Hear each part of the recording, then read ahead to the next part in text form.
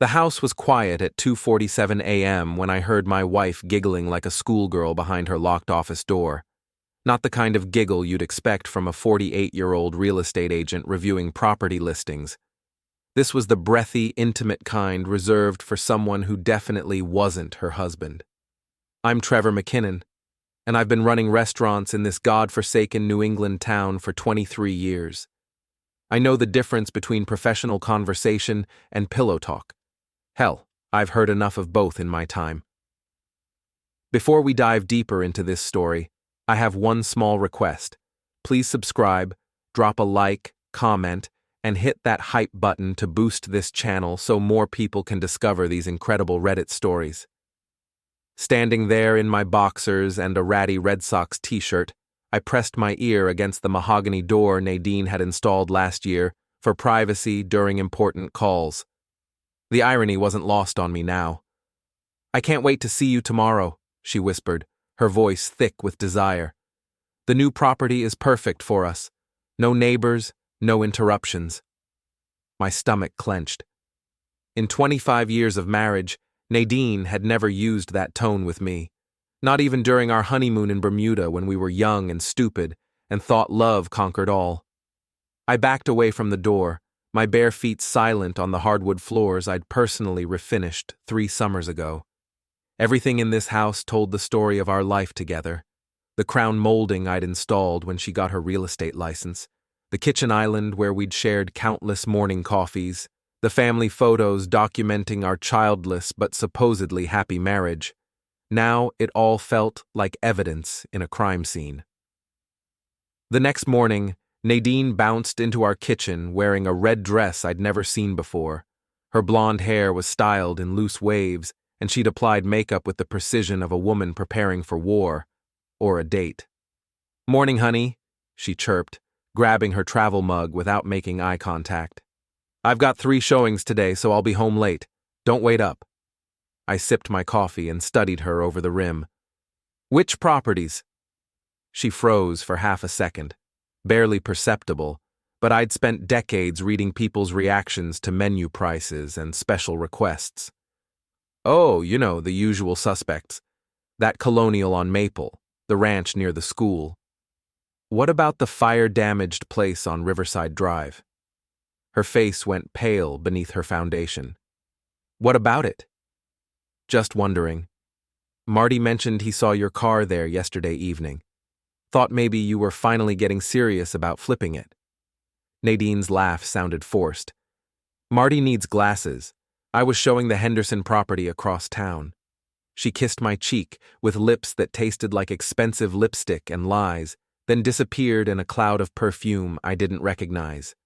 Through the kitchen window, I watched her BMW reverse out of our driveway with the urgency of someone late for an appointment she couldn't afford to miss. I finished my coffee in the sudden silence, then walked to our home office. The door was unlocked now, and Nadine's laptop sat closed on the antique desk we'd bought at an estate sale in Vermont. Our shared iPad lay beside it, the screen dark but somehow accusatory. I'd never been the suspicious husband type. Hell, I'd barely been the attentive husband type. Between running McKinnon's restaurant and dealing with suppliers, staff, and the endless parade of health inspectors, I'd let our marriage coast on autopilot for years. But something about last night's giggling had flipped a switch in my brain. The iPad came to life with a gentle tap. Nadine never bothered with complex passwords. Her birthday, 0892, had worked for everything since we'd gotten married. The message app opened to reveal a conversation thread that made my coffee taste like ash. "Sean, can't wait to christen the new property again. Your husband still clueless?" Nadine, "Trevor's too busy with his precious restaurant to notice anything. We're safe." Sean, "Good, because I'm getting tired of sneaking around. Maybe it's time to make some changes." Nadine, "Patience, baby. Everything has to be perfect. I've worked too hard building this life to throw it away carelessly."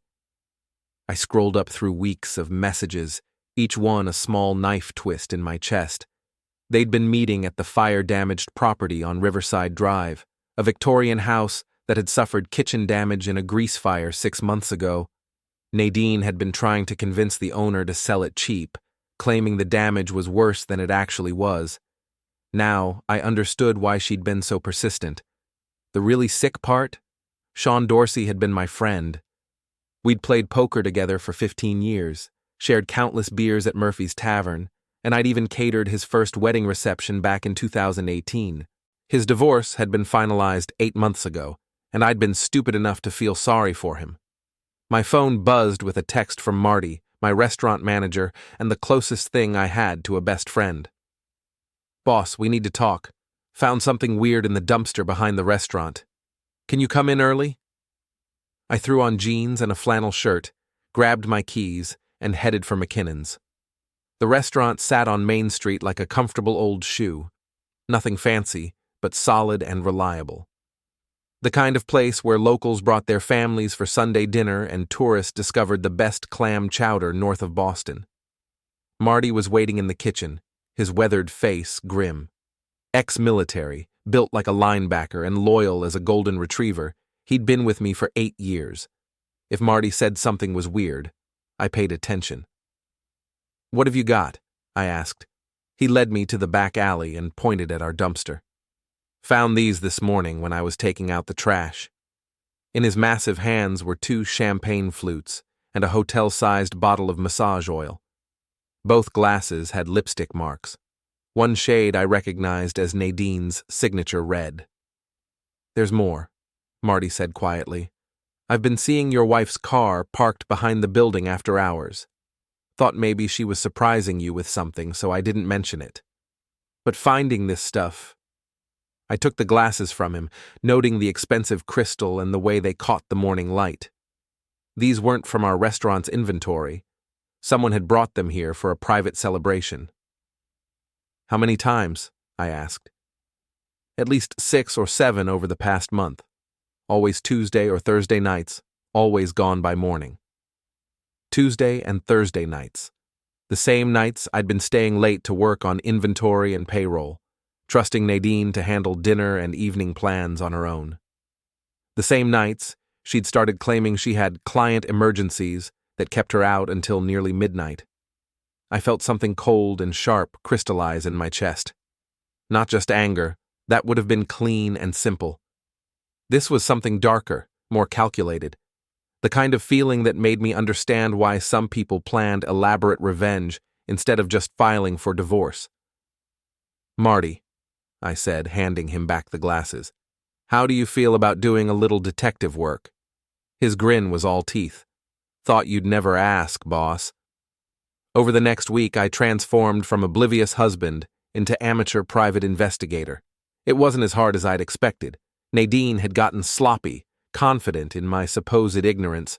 I started small, a GPS tracker on her BMW, purchased with cash from an electronics store 3 towns over. A voice-activated recorder hidden in her car's glove compartment. A careful review of our credit card statements that revealed charges at restaurants I'd never been to, and a lingerie store that definitely wasn't buying gifts for me. The picture that emerged made me sick to my stomach. Nadine and Sean had been using my restaurant's private dining room for their trysts, letting themselves in with the spare key Nadine had sweet-talked out of me months ago in case of emergencies. They'd been eating my food, drinking my wine, and screwing on the leather banquette I'd saved for 3 years to afford. But it got worse. Thursday evening, I followed Nadine's BMW to the fire-damaged Victorian on Riverside Drive. The house sat on 2 acres of overgrown land, hidden from the road by a line of mature oak trees. Perfect for privacy.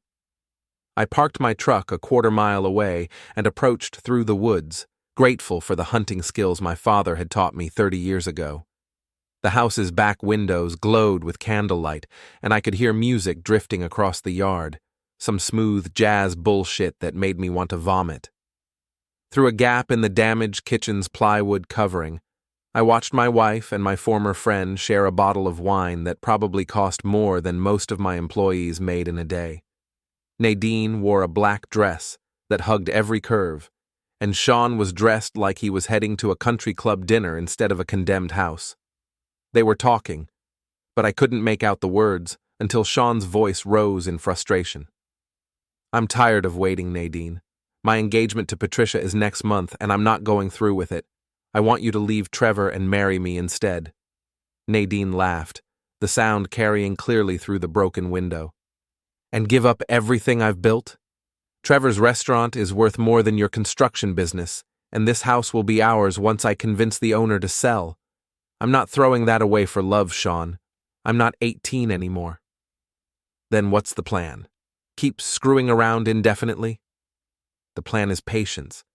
Trevor's getting older, he's been having chest pains he thinks I don't know about, and his life insurance policy is very generous. Sometimes the best revenge is just waiting. Chest pains?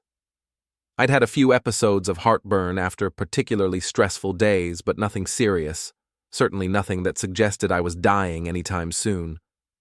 But the casual way Nadine discussed my hypothetical end, like she was planning a vacation, made me realize I'd been married to a stranger. I pulled out my phone and started recording video through the window gap. The image quality was poor, but the audio was crystal clear as they moved from conversation to kissing to activities I had no desire to witness. After capturing enough evidence to destroy both their reputations, I crept back to my truck and drove home in a daze. That night, I sat in my kitchen with a bottle of whiskey and tried to process what I'd learned. My wife was cheating on me with my friend, using my business as their love nest, and apparently hoping I'd die soon enough to make their relationship convenient. The old Trevor would have confronted them directly, demanded explanations, maybe thrown a punch or two before filing for divorce. But something about Nadine's cold calculation had awakened a different part of my personality. If she wanted to play games, I'd show her what a real player looked like. I started the next morning by changing all the locks on our house. When Nadine came home from her client meeting and found her key didn't work, I was waiting in the living room with a fresh cup of coffee and my most innocent expression. "Trevor? What's going on? My key won't work." "Oh, that's strange," I said, not getting up from my chair. "I had the locks changed this morning. Security company said there'd been some break-ins in the neighborhood." She stared at me suspiciously. "Why didn't you tell me?" "I tried calling, but your phone went straight to voicemail. Must have been in one of those no-signal zones near the Riverside Drive area." Her face went pale, but she recovered quickly. "I was showing houses all day. You know how spotty cell service can be." I handed her a new key, watching as she struggled to maintain her composure. "Of course. By the way, I canceled your credit cards too. Fraud protection, you understand. Someone's been using them at restaurants and stores we never visit." "You canceled my cards?" Her voice rose an octave. "Just being careful. We can get new ones next week." I could see the wheels turning in her head as she realized the implications. No access to the house without my knowledge, no financial independence, no way to maintain her affair lifestyle without risking exposure. "That's very thoughtful of you," she said finally. "I'm full of surprises," I replied, raising my coffee mug in a mock toast. "Just you wait." The next phase of my plan required Marty's help. I'd told him everything over beers at Murphy's Tavern, and his reaction had been everything I'd hoped for. "That cheating snake," he'd growled, crushing his beer can like it was Sean's head. "And Sean Dorsey? I never liked that pretentious asshole. What do you want to do about it?" "I want to destroy them both," I'd said simply, "but carefully, legally. I want them to lose everything that matters to them." "I'm in. What's the first move?" The first move was sabotaging Nadine's biggest client event of the year. She'd been planning a charity auction at McKinnon's private dining room, expecting to impress the town's wealthiest residents and cement her reputation as the area's premier real estate agent. It was supposed to happen on Saturday night. On Friday afternoon, I had Marty accidentally double-book the room for a surprise birthday party for the mayor's wife. When Nadine arrived Saturday evening with her clients and auction items, she found the space occupied by 30 drunk politicians and their spouses singing karaoke. Trevor, she hissed, pulling me aside. What is this? I booked this room months ago. Did you? I scratched my head in confusion. Marty handles the bookings, and he's got the mayor's party down for tonight. Must have been some kind of mix-up. Fix it. Now. I wish I could, honey, but the mayor's wife is already 3 sheets to the wind and singing My Way. You know how these political types get when they're having fun. Bad for business to kick them out.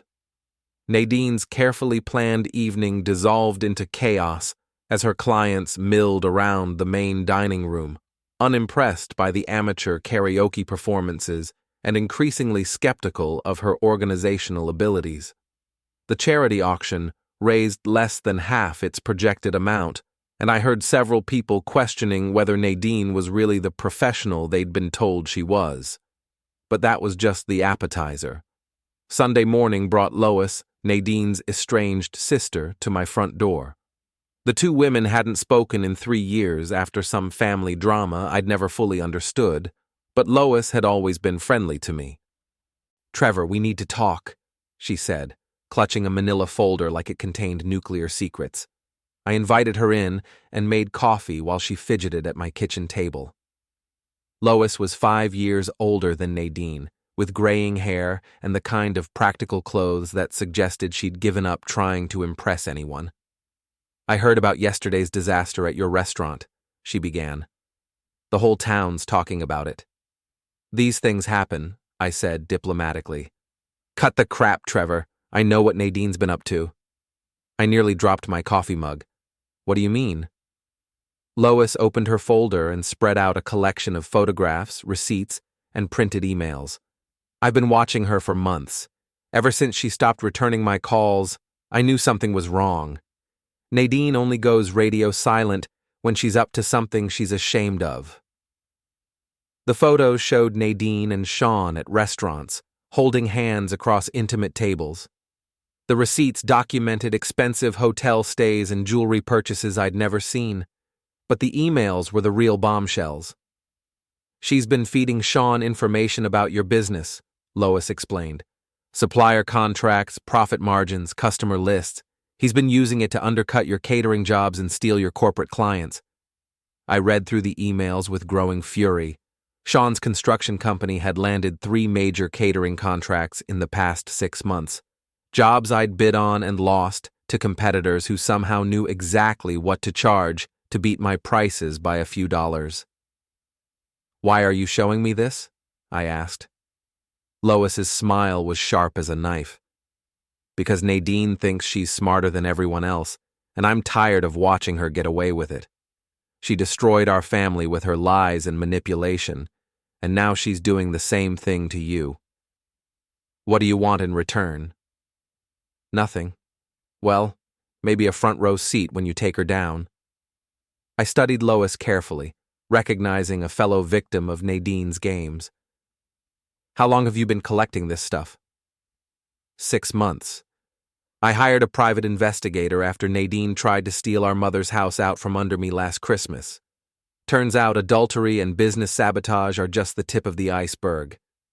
She pulled out another document, a property deed with Nadine's forged signature transferring ownership of the Riverside Drive house to a shell company Sean had created.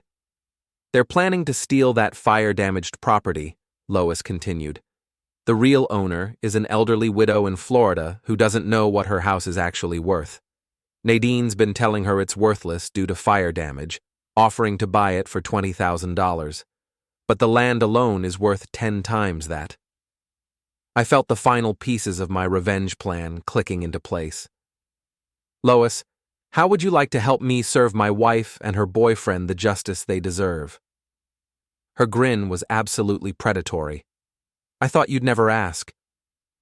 That afternoon, I paid a visit to Murphy's Tavern, the kind of working-class bar where information flowed as freely as the beer. The Sunday crowd was smaller but more talkative, construction workers, restaurant staff, and local business owners who had nothing better to do than gossip about their neighbors. I bought a round for the house and casually mentioned how strange it was that Sean Dorsey's company kept underbidding my catering jobs by such narrow margins. Almost like someone's feeding him inside information, I mused. Tommy Rodriguez, who worked for the county health department, nearly choked on his beer. You think Sean's got a spy in your operation? I don't know what to think anymore. But it's funny how he always seems to know exactly what I'm charging for jobs. The conversation snowballed from there. Within an hour, half the bar was speculating about Sean's business practices, and several people mentioned seeing him around town with a mysterious blonde who definitely wasn't his fiancée. By Tuesday, the rumors had reached critical mass. Sean's fiancée, Patricia, showed up at my restaurant during the lunch rush, looking like she'd been crying for days. Trevor, I need to ask you something, and I need you to be honest with me. I led her to a quiet corner booth and poured her a cup of coffee. Patricia was a nice woman, a kindergarten teacher with kind eyes, and the sort of gentle personality that made her easy prey for men like Sean. Is Sean having an affair with your wife? She asked bluntly. I could have lied, could have protected Nadine's secret and let Patricia figure it out on her own. But looking at her tear-streaked face, I realized she deserved better than the slow torture of uncertainty. Yes, I said simply. She nodded like she'd expected the answer. How long? At least 2 months that I know of. Probably longer. Patricia pulled out her phone and showed me a text message from an unknown number. Your fiancé is screwing Nadine McKinnon at the fire-damaged house on Riverside Drive. Check tonight at 8 p.m. if you want proof. Someone sent me this yesterday. I thought it was just malicious gossip, but you had to know for sure. She wiped her eyes with a napkin. I've been planning our wedding for 6 months. The invitations went out last week. I'm sorry, Patricia. You deserve so much better than this. So do you. She stood up, her expression hardening with resolve. I'm going to that house tonight. Want to come with me? I thought about it for exactly 3 seconds. Actually, I've got a better idea. Wednesday evening, I orchestrated the most satisfying moment of my adult life. I'd spent the day preparing like a general planning a battle. Marty positioned himself in the woods behind the Riverside Drive house with a high-definition camera. Lois waited in her car at the end of the street, ready to block any escape routes. Patricia sat in my truck with a clear view of the front door, her phone ready to record everything. At exactly 7:45 p.m., Nadine's BMW pulled into the overgrown driveway. Sean's pickup truck was already there, and I could see candlelight flickering in the windows of the damaged house. You sure you want to see this? I asked Patricia. Her jaw was set like stone. I need to see it. We waited until 8:30, giving them enough time to get comfortable and careless. Then I walked up to the front door and knocked politely. Nadine, it's Trevor. Your sister Lois is in the hospital. There's been an accident. The sounds from inside the house stopped abruptly. I heard frantic whispering, the rustle of clothing, and footsteps on creaky floorboards. Just a minute, Nadine called out, her voice pitched higher than normal. The door opened to reveal my wife in a hastily thrown-on robe, her hair disheveled and her lipstick smeared. Behind her, Sean was pulling on his shirt and trying to look invisible. What happened to Lois? Nadine asked, playing her part perfectly. Nothing, I said calmly. She's fine. I just needed to get your attention. The color drained from Nadine's face as she realized she'd been caught. Sean stepped forward, puffing out his chest like he was going to intimidate me. Trevor, this isn't what it looks like. I laughed, actually laughed, at the sheer stupidity of the statement. Really? Because it looks like you're sleeping with my wife in a house you're trying to steal from an elderly widow. But please, tell me what it actually is.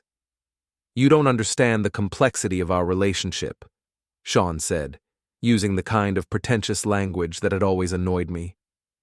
Oh, I understand perfectly. You're a cheating piece of shit, and she's a lying whore. The complexity is figuring out which one of you is more pathetic. Nadine's mask finally slipped completely. "How dare you talk to me like that? You've ignored me for years, Trevor. Years! All you care about is that stupid restaurant and your precious reputation in this hopeless town. And all you care about is money and status. Guess we're both disappointed." Sean stepped closer, trying to use his height advantage to intimidate me. "Maybe it's time we all acted like adults here. Nadine and I are in love. These things happen." "You're right," I said reasonably. "These things do happen, and when they do, there are consequences." I pulled out my phone and played the video I'd recorded the week before. Their voices filled the night air, discussing my supposed heart problems and the convenience of my potential end. "I've got hours of this stuff," I continued conversationally. "Audio, video, photographs, financial records, everything." Nadine lunged for my phone, but I stepped back easily. "What do you want?" she hissed. "Justice, starting with a full confession of your business sabotage scheme." Sean's face went white. "What business sabotage?" I showed him the printed emails Lois had provided. "You've been using insider information from my wife to steal my catering contracts. That's corporate espionage, Sean. Felony territory." "Those emails could be faked," he blustered. "Could be. But the bank records showing payments from your company to Nadine's personal account are pretty hard to fake. So are the recorded phone conversations where you two planned which jobs to target next." The fight went out of both of them as they realized how thoroughly they'd been caught. Nadine sank onto the house's front steps, and Sean stood there opening and closing his mouth like a fish. "Here's what's going to happen," I continued. "Nadine, you're going to sign a post-nuptial agreement forfeiting any claim to my restaurant, our house, and my business assets. Sean, you're going to pay me $50,000 in damages for the contracts you stole, and you're both going to stay the hell away from me and my business." "And if we refuse?" Nadine asked. I gestured toward the street, where Patricia's silhouette was clearly visible in my truck. "Then your fiancé gets copies of everything, along with the local newspaper, the Better Business Bureau, and every client you've ever worked with." Sean looked toward the truck and saw Patricia watching him. His shoulders sagged in defeat. "You've got 48 hours to decide," I said. "Choose wisely." I walked back to my truck, leaving them standing in the doorway of their stolen love nest like actors who'd forgotten their lines. Patricia was quiet during the drive back to town. Finally, she spoke up. "Thank you for letting me see the truth. Thank you for helping me expose it. What are you going to do now?" I thought about it as we drove past the familiar landmarks of my hometown, the diner where Nadine and I had our first date, the church where we'd gotten married, the bank where we'd signed the mortgage on our house. "I'm going to start over," I said. "But first, I'm going to make sure they pay for what they've done." Friday morning, Nadine signed the post-nuptial agreement without a word. Her lawyer had advised her that fighting it would only result in a more public and expensive divorce, with the evidence I'd gathered guaranteeing she'd get nothing anyway. Sean delivered a cashier's check for $50,000 to my restaurant that afternoon, his face a mask of barely controlled rage. Patricia had broken their engagement and kicked him out of her house, and word of his business practices was spreading through town like wildfire. But I wasn't done with them yet. I used Sean's money to purchase the fire-damaged Victorian house directly from the widow in Florida, paying her twice what it was actually worth just to see the look on Nadine's face when she found out. Then I hired Sean's own construction crew, who were happy to work for someone who actually paid on time, to renovate it into a second restaurant location. The grand opening was scheduled for the first Saturday in October, and I invited everyone in town. The theme was Second Chances, and the signature cocktail was called Sweet Revenge, a bitter drink that went down smooth and left you wanting more. Nadine tried to crash the party, arriving in a rental car since I'd repossessed the BMW she'd been driving around town. Security escorted her out before she made it past the front door, and someone recorded the whole thing on their phone. The video went viral on local social media within hours. Sean showed up around midnight, drunk and belligerent, demanding to know why I was destroying his life over a woman. "I'm not destroying your life," I told him calmly as Marty and 2 other employees flanked me. "You destroyed your own life when you decided to steal from me and screw my wife. I'm just making sure everyone knows what kind of man you really are." He took a swing at me, missing by a foot and stumbling into a trash can. The sound of his fall echoed through the alley behind my new restaurant like a punctuation mark on our friendship. "You used to be a good man, Sean," I said, looking down at him as he struggled to get up. "I actually felt sorry for you when your first marriage fell apart. I thought you deserved another chance at happiness." "Screw you, Trevor. You think you're so much better than everyone else." "No, I just think I'm better than you. And you know what? I am." I left him there in the alley, surrounded by garbage and broken dreams, and walked back into my restaurant where 200 people were celebrating my success and their entertainment at his expense. The party went until 3 a.m., and I stayed until the last guest had gone home. Marty and I cleaned up in comfortable silence, stacking chairs and wiping down tables like we'd done thousands of times before. "So what happens now, boss?" he asked as we turned off the lights. "Now we run 2 restaurants, make a lot of money, and try to forget this whole mess ever happened." "And Nadine?" I thought about my wife, soon to be ex-wife, living in a studio apartment across town, working for a discount real estate company that specialized in trailer parks and condemned properties. Her reputation was ruined, her finances were destroyed, and her lover had fled town rather than face the consequences of his actions. "Nadine gets to live with the choices she made," I said. "Just like the rest of us." We walked out into the cool October night, and I locked the door behind us. Main Street was empty except for a few streetlights and the distant sound of a train whistle. In a few hours, the sun would come up on a new day, and I'd start the next chapter of my life. I'd gotten my revenge, saved my business, and discovered I was stronger than I'd ever imagined.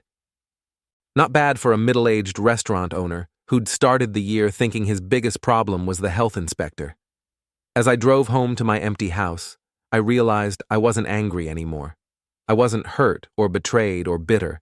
I was just tired and ready to move on. Nadine and Sean had taught me an important lesson about trust and betrayal, but they'd also taught me something more valuable, that I was capable of fighting for what mattered to me, and winning. The last reservation had been served, and justice was finally on the menu,